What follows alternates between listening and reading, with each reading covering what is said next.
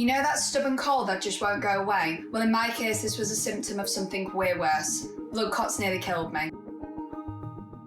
My health journey began sort of like August last year. I started getting sort of a chest pain. I was having what I thought was like really bad flu. And then I ended up going to the walk-in centre. I remember that they put me on a nebulizer because they thought my oxygen levels were a little bit low, and they were going to send me home with antibiotics. If it wasn't for this nurse, just as she was about to discharge me, she said to me, "Have they tested you for blood clots?" And I said no. And she said, "Before you leave, we've got time. I'm just going to do this one last blood test." And I remember the doctor actually came back and she was kind of laughing a little bit, and she was like, "I can't believe it. You've tested positive for blood clot." I was sat there and a nurse actually come up to me just before my scan and said to me, "You know, we think it's a mistake. You're really young, fit, healthy. We think you'll be home. It just might be that your infection indicators are going off." And I remember sitting there and going, "Okay, cool, I'll just get the scan out of the way and I'll go home." And then all of a sudden they brought in a wheelchair and just said to me, "You're not going home." And I was like, "Well, what's happening?" And he said to me, "Your left lung is just filled with blood clots." And essentially what had happened was one of my arteries, which was my oxygen artery to my heart, had like a large blood clot in it, and then I had a large volume in my left lung. I had no idea about blood clots. I knew absolutely nothing about them. My mum and my brother obviously knew what it was, and they were quite emotional about it. And I got taken to what was in the hospital was a 24-hour suite where they monitor you overnight to make sure that you're basically going to make it through.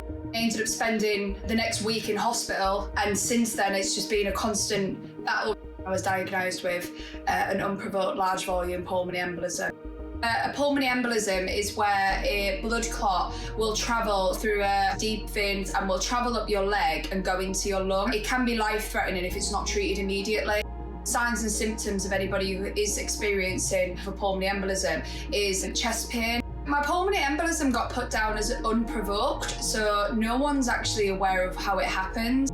The first 2 months when I left the hospital, I needed sort of a wheelchair as assistance really, because I was so short of breath because of the large clot that was in my oxygen artery that I couldn't sort of walk more than 20 feet without needing to sit in the chair.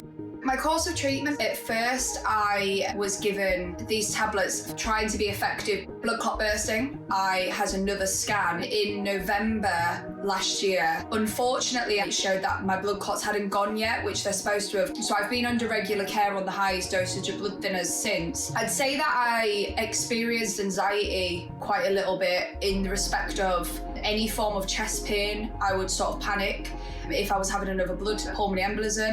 Recovery for me at the moment is still ongoing. I do physio every week. I think anybody who's gone through a pulmonary embolism, it's scary. You suddenly have gone from being this able-bodied who would find just picking up the washing as something easy to finding that a challenge. And I think it's about being patient with yourself. I am seen, are you?